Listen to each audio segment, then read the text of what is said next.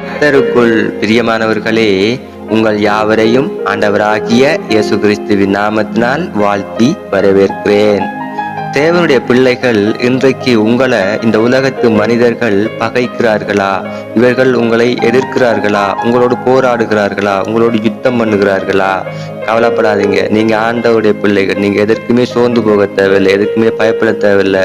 இன்றைக்கு அதுதான் ஆண்டவர் உங்களை பார்த்து சொல்கிறார். எரேமியா 1 வசனத்திலே, அவர்கள் உனக்கு விரோதமாக யுத்தம் பண்ணுவார்கள், ஆனாலும் உன்னை மேற்கொள்ள மாட்டார்கள்.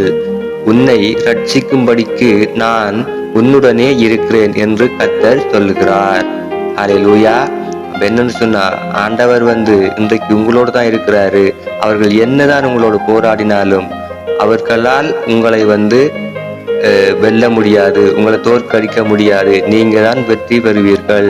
அப்ப உங்களை காப்பாற்றுவதற்காகத்தான் ஆண்டவர் உங்களோடு இருக்கிறார் என்று சொல்றார். அப்ப அதான் சொல்றார், நான் உன்னை ரட்சிப்பதற்காகவே உன்னோடு இருக்கிறேன்.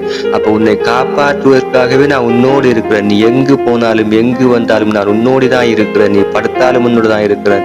நீ நடந்தாலும் உன்னோடு தான் இருக்கிறேன். நீ என்ன செஞ்சாலும் நான் உன்னோடு தான் இருக்கிறேன். நான் உன்னை காப்பாற்றுவதற்காகவே நான் உன்னோடு இருக்கிறேன். நீ கவலைப்படாத, கலங்காத, பயப்படாத என்று சொல்லி ஆண்டவர் இன்றைக்கு உங்களை பார்த்து சொல்கிறார். அப்ப இதே போல நாங்க வேதத்திலே யோசுவாவிலே நாங்கள் பார்க்கிற பொழுதும், யோசுவா 1 வசனத்திலையும் பார்த்தீங்கன்னு சொன்னா, நான் உனக்கு கட்டளையிடவில்லையா? பலம் கொண்டு திடமனதாய் இரு, திகையாதே, கலங்காதே. நீ போகும் இடமெல்லாம் உன் தேவனாகிய கர்த்தர் உன்னோடே இருக்கிறார் என்றார்.